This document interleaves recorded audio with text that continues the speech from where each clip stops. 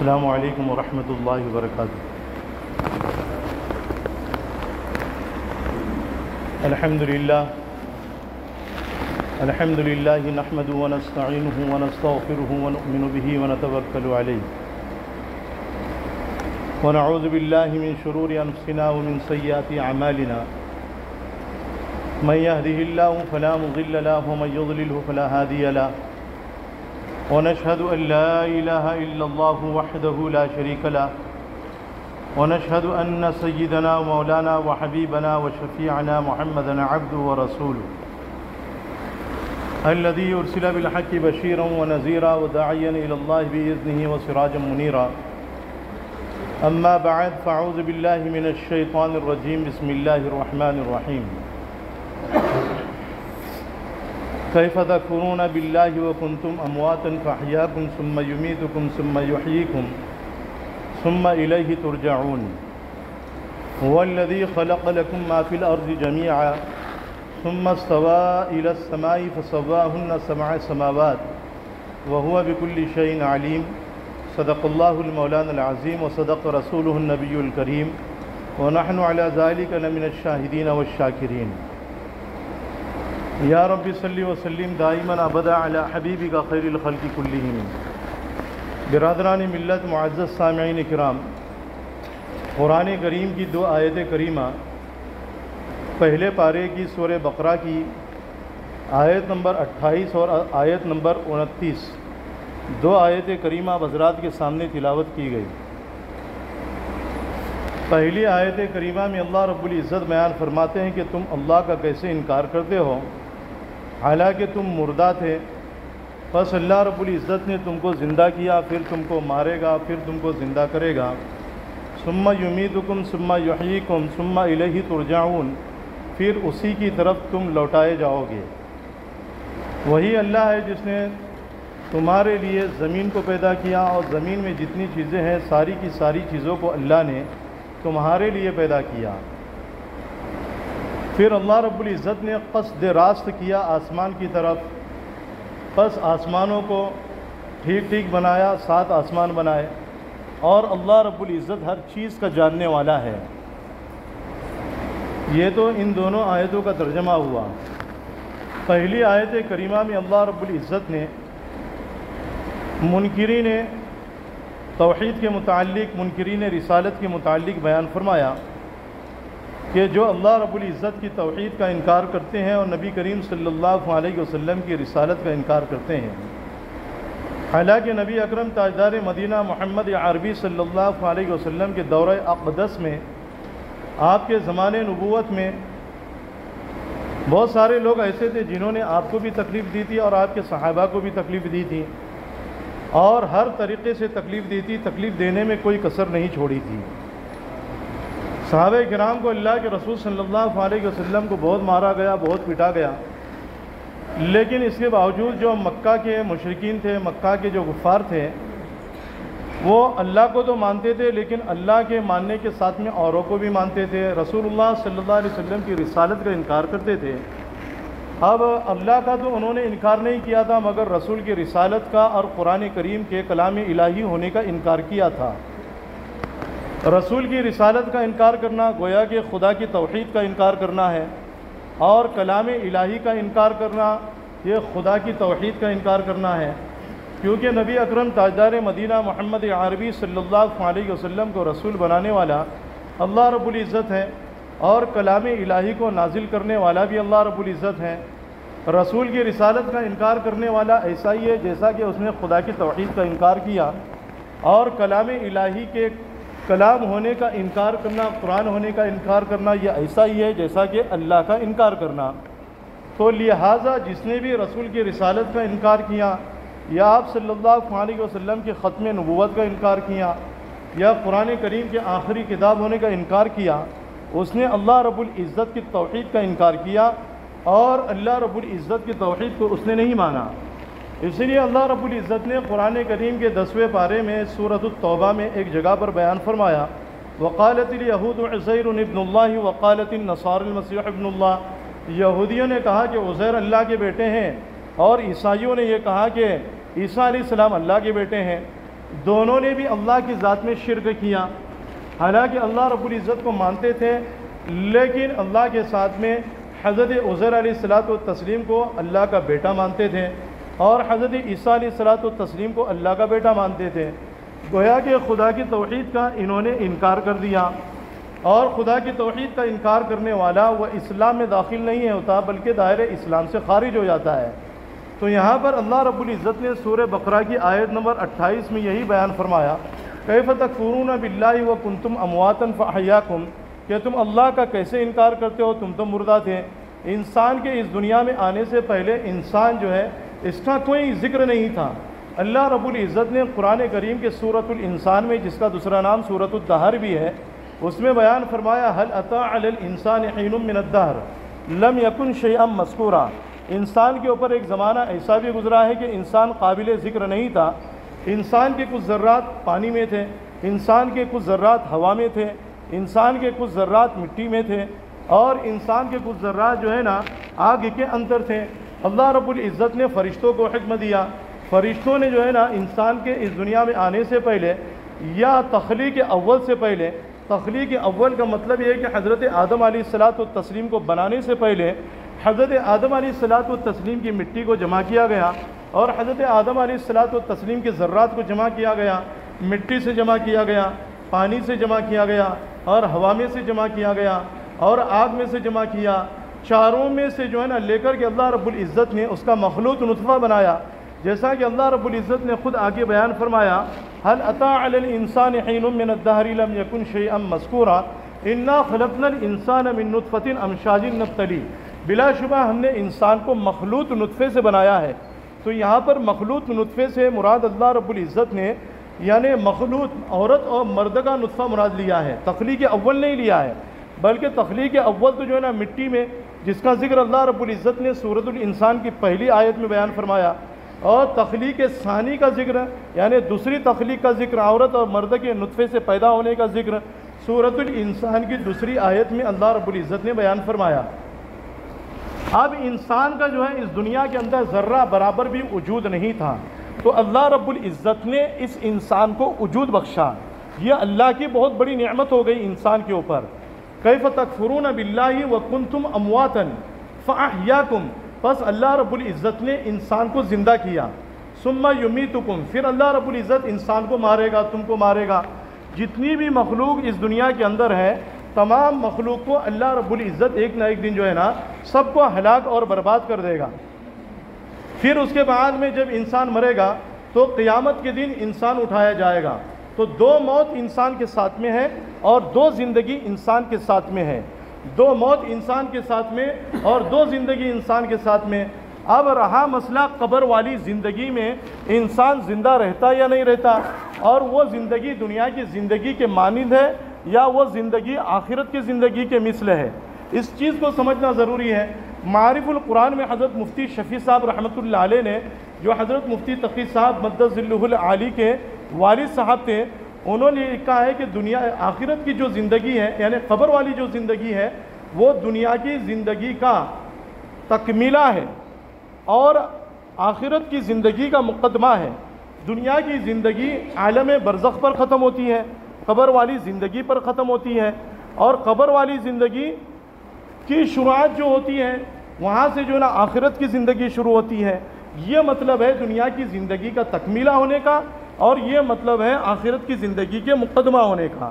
تو اللہ رب العزت نے جو ہے نا اس قبر والی زندگی کو قرآن پاک کی دوسری آیتوں میں بیان فرمایا، اور حضرت مولانا مفتی شفیع صاحب رحمۃ اللہ علیہ نے یہ بھی بیان فرمایا کہ دیکھو قبر والی جو زندگی ہوتی ہے نا وہ خواب کے مانند ہوتی ہے۔ جیسے انسان سوتا ہے اور سونے کی حالت میں جو ہے نا دیکھتے رہتا ہے کہ بھئی وہ ہوا میں اڑ رہا ہے، اور وہ زمین میں جو ہے نا سفر کر رہا ہے، ٹرین میں جو ہے نا سفر کر رہا ہے، اور فور ویلر میں وہ سفر کر رہا ہے، بائک پر سفر کر رہا ہے، کہیں پر وہ دیکھنا ہے کہ خواب میں جو ہے نا نماز پڑھ رہا ہے، اور کہیں پر جو ہے خواب میں وہ دیکھتا ہے کہ میں حج کرنے کے لیے چلا گیا۔ تو بہرحال ہر ایک خواب کی جو ہے نا الگ الگ تعبیر ہوتی ہے، اور انسانوں کے مزاج کے اعتبار سے بھی ہوتی ہے اور دینوں کے اعتبار سے بھی ہوتی ہے۔ تو اللہ رب العزت نے قبر والی زندگی کو قرآن کریم کی دوسری آیتوں میں بیان کیا ہے، اور حدیث پاک میں بھی اللہ کے رسول صلی اللہ علیہ وسلم نے قبر والی زندگی کو بیان فرمایا ہے، جیسا کہ حضرت ابو سعید خدری رضی اللہ تعالیٰ عنہ کی روایت ہے، جس کو امام ترمذی رحمۃ اللہ علیہ نے نقل فرمایا ہے کہ قبر میں جب مومن کو دفن کیا جاتا ہے تو قبر کہتی ہے کہ تیرا آنا مبارک ہو۔ تو اس سے جو یہ پتہ چلتا ہے کہ انسان یعنی مردے کو جب قبر میں دفن کیا جاتا ہے تو قبر میں اس کے اندر روح ڈال دی جاتی ہے۔ اب وہ زندگی جو ہے نا دنیا کی زندگی کے مانند نہیں ہوتی اور نہ آخرت کی زندگی کے مانند ہوتی ہے۔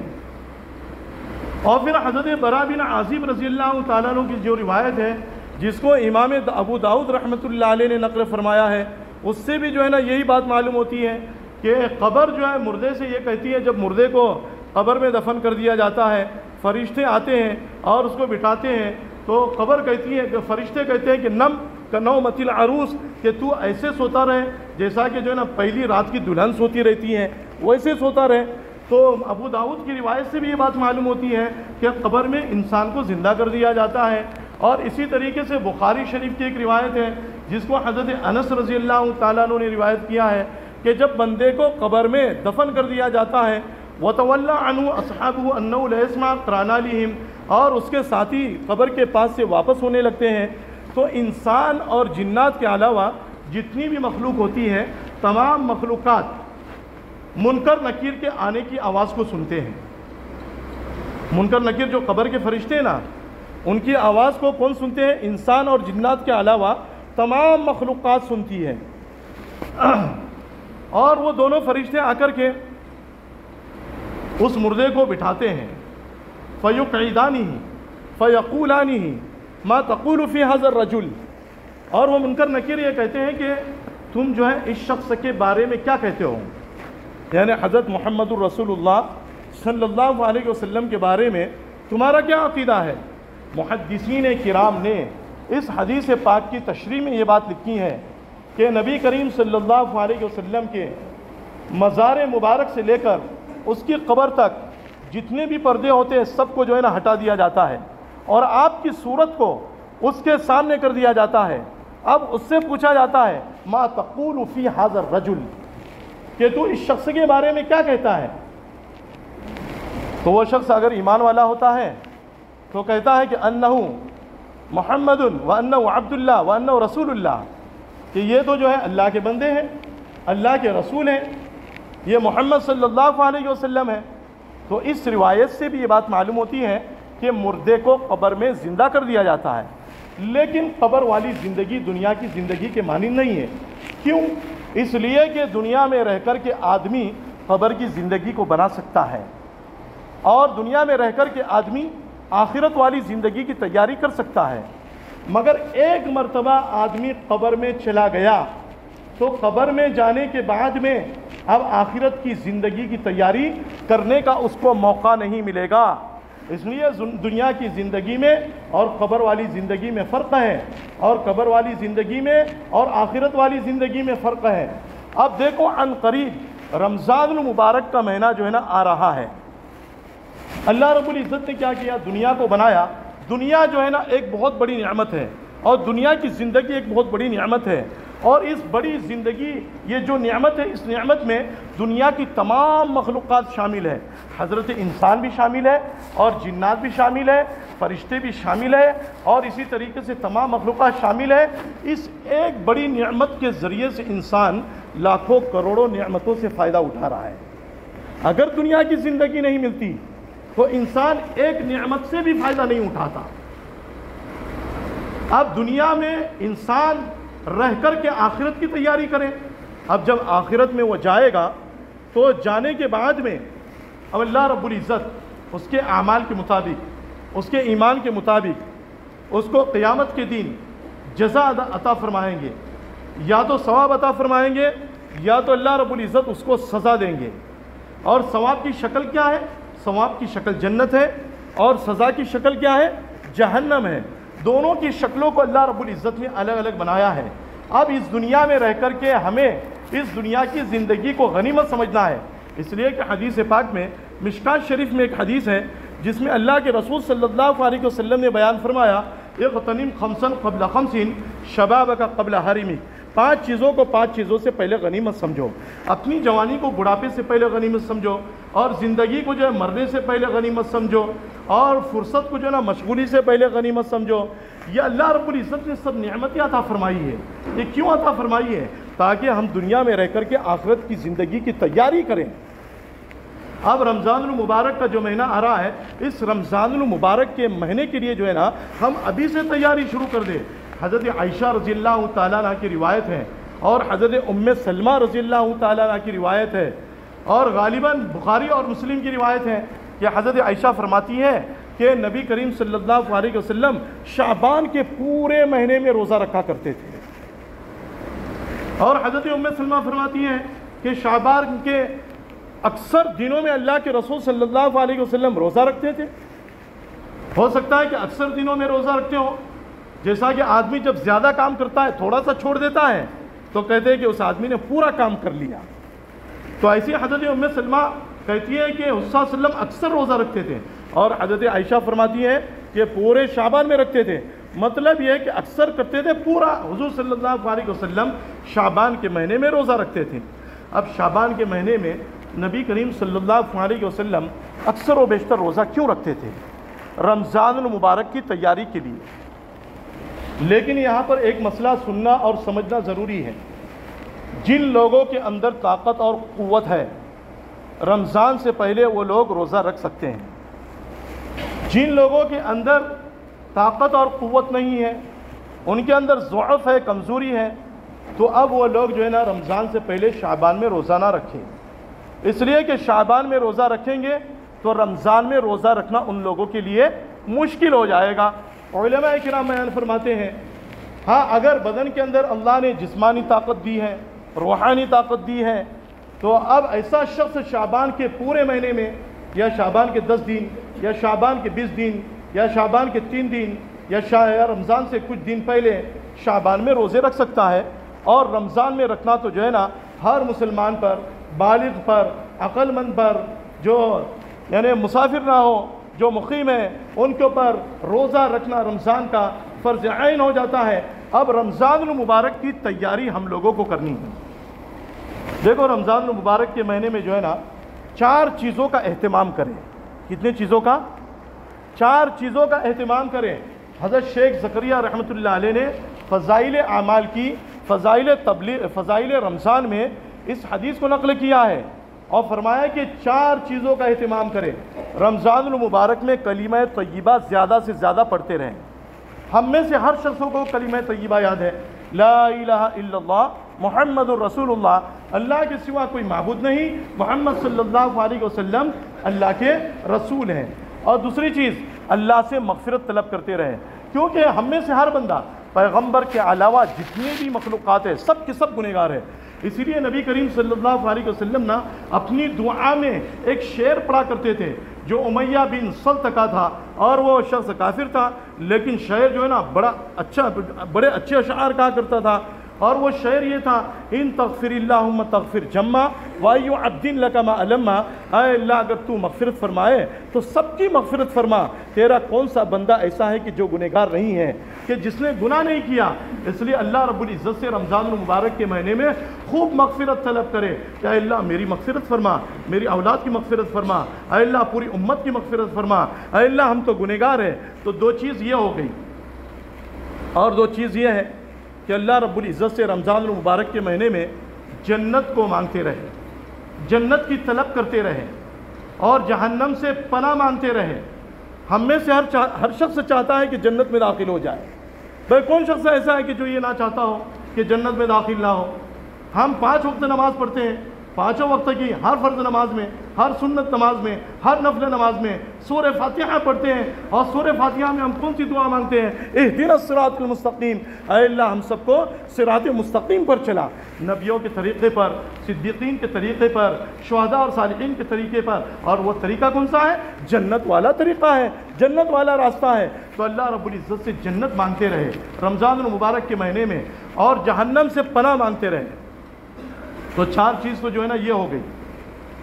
اور جو ہے رمضان المبارک کے مہینے میں قیام رمضان کا بھی اہتمام کریں، اور قیام اللیل کا بھی اہتمام کریں۔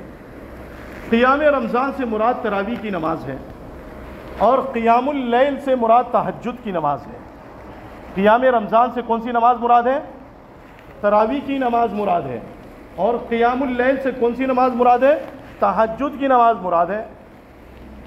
حضرت عبد الرحمن ابن عوف رضی اللہ تعالیٰ عنہ کی روایت ہے، جس کو امام نسائی رحمۃ اللہ علیہ نے اور امام ابن ماجہ رحمۃ اللہ علیہ نے اور امام احمد ابن حنبل رحمۃ اللہ علیہ نے اور علامہ شوکانی رحمۃ اللہ علیہ نے نیل الاوتار میں اس روایت کو نقل کیا ہے کہ حضرت عبد الرحمن ابن عوف رضی اللہ تعالیٰ عنہ فرماتے ہیں کہ نبی کریم صلی اللہ علیہ وسلم نے بیان فرمایا، ان اللہ فرض علیکم صیام رمضان وسننت لکم قیامہ، کہ بلا شبہ اللہ رب العزت نے تمہارے اوپر رمضان کے روزوں کو فرض کر دیا ہے اور میں نے تمہارے لیے قیام رمضان کو سنت قرار دیا ہے۔ تو رمضان کے روزے اللہ کی طرف سے فرض ہوئے ہیں، اور تراویح کی نماز کس کی طرف سے سنت ہوئی ہے؟ رسول اللہ صلی اللہ علیہ وسلم کی جانب سے ہمارے اوپر سنت قرار دی گئی ہے۔ رمضان کی راتوں میں سونے سے پہلے جو 20 رکعت تراویح کی نماز 20 رکعت نماز پڑھی جاتی ہے، اس کو جو ہے نا تراویح کی نماز کہا جاتا ہے۔ اس کو جو ہے نا امام بخاری رحمۃ اللہ علیہ کی جو بخاری کی شرح ہے مقدمہ فتح الباری، اس میں جو ہے نا لکھا گیا ہے۔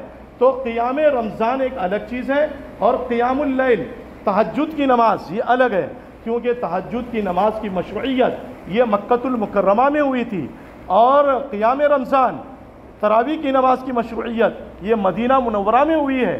جب دونوں کی مشروعیت کی جگہ بھی الگ ہے، تاریخ بھی الگ ہے، تو اس سے بات یہ سمجھ میں آتی ہے کہ دونوں نمازیں بھی الگ ہے، یعنی قیام رمضان بھی الگ ہے اور قیام اللیل بھی الگ ہے، اور دونوں کی رکعتیں بھی جو ہے نا الگ الگ ہیں۔ امام بخاری رحمۃ اللہ علیہ نے ایک حدیث نقل کی ہے حضرت ابو سلمہ ابن عبد الرحمن رضی اللہ تعالیٰ عنہ سے، کہ انہوں نے حضرت عائشہ رضی اللہ تعالیٰ عنہ سے یہ روایت نقل فرمائی ہے کہ ایک مرتبہ انہوں نے حضرت عائشہ سے پوچھا کہ نبی کریم صلی اللہ علیہ وسلم رات کی نماز کیسے پڑھا کرتے تھے؟ تو حضرت عائشہ رضی اللہ تعالیٰ عنہ نے فرمایا کہ نبی کریم صلی اللہ علیہ وسلم رمضان میں بھی اور غیر رمضان میں بھی 11 رکعتیں پڑھا کرتے تھے، یعنی تہجد کی جو نماز ہوتی تھی وہ 8 رکعت ہوتی تھی، اور ساتھ میں وتر کی 3 رکعت ہوتی تھی۔